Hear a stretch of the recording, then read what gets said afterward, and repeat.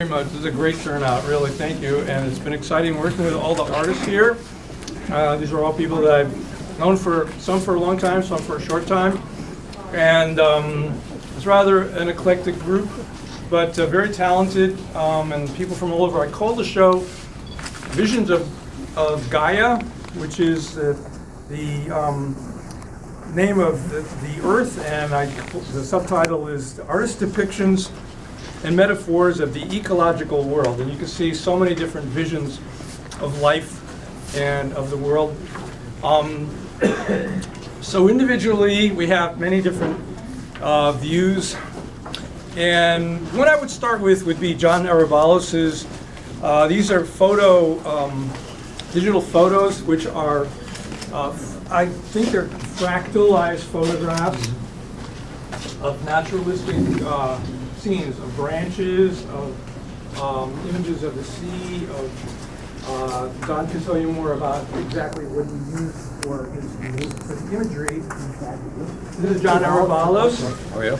And he's a professor of art and design at the University of New Haven in Connecticut. In West Haven, Connecticut, to be precise.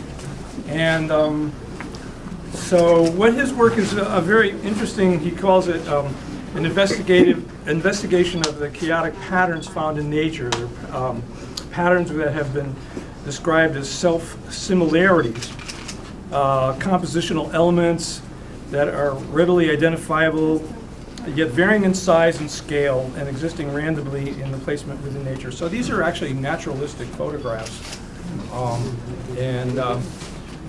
So if you'd like to say something about your work, or if you'd like to anyone to talk to you about what you're doing.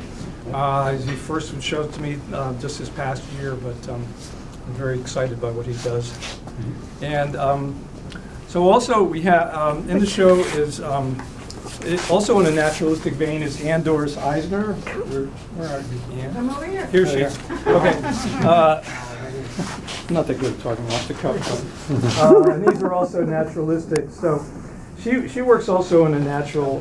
She should come up. You want to come up? Old marks on paper. These are trees and quite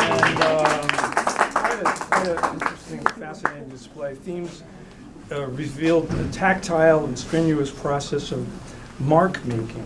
Very interesting. Very strenuous. Term. Acrylics, gouache, graphite, and oil inks on the impressionable medium of paper. These were all just carbon black acrylic paint. Very good. So you see quite an array of design. And we have, we do have representative Love that. real. You moved that over here. I can't go by a tree without taking a picture of it. Sorry? I'd love to hear what his work, if you could just explain for a minute. His work. I'm sorry? His work. I'd love to hear his work too. You have John? to stand in front of your own Okay, would you like to say some more about your work? Because, Okay. yeah.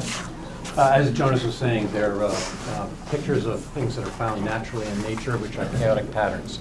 And as he said, they're self-similar in nature, such as a tree that has branches. No two branches are the same.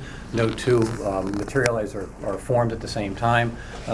Or the one that's green all the way over to the right is grass, just simply blades of grass. The one in the beige tones over here, that's a very tall swamp grass in the early spring after the winter, in which everything is turned into a brown. And what happens is the elements take those the grass and creates wave patterns, and I photographed those. So I'm capturing not only the random elements of the particular pieces of grass, which is that self-similarity, but I'm also picking up the pattern that is created by the wind over the grass itself. And then what ends up happening, I break down the picture frame. I use an algorithm that uses symmetry and reassemble in the picture plane in a very, very complex series of patterns that are in symmetry.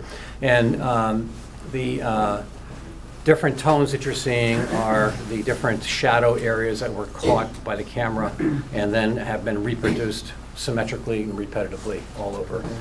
This one over here is an upturned stump of a tree, and the white area that you're seeing is actually the roots of the tree that were bleached out by the sun. And the darker elements that are there are shadowed areas, And some of the tones of colors that you're picking up are early spring growth that's starting to come up through the actual tree trunk elements. The one over there that's navy blue, or I mean navy blue, the light blue over there, that was just simply looking through a canopy of the trees with tree branches and capturing those branches. And then the algorithm that I use, geometrically breaking down the picture plane and reassembling them, creates what seems to be a fairly complex pattern, and it actually goes on quite indefinitely. So I pick certain areas that I want to use to either enlarge or just represent in a scale in which we're seeing right there. So the work has a lot to do with size itself and how we perceive things and how do we understand what we're looking at based on the sense of scale. So, and that's all relevant to how close we are to something or how far away we are. This element right here, for example, I can take that and blow it up, and I have to 54 to 60 inches square. So when you see something that's made small here, blown up larger, it has a whole different kind of an impact on you in terms of scale. And so, and I like to work with how people interact visually to things based on scale and how they try to make sense out of what they're looking at. Okay? Because it's really drawing upon faculties that we have in which we analyze and things through visualization and coming up with answers to what we're looking at. Great, thank you. Great. That's great. Thank you.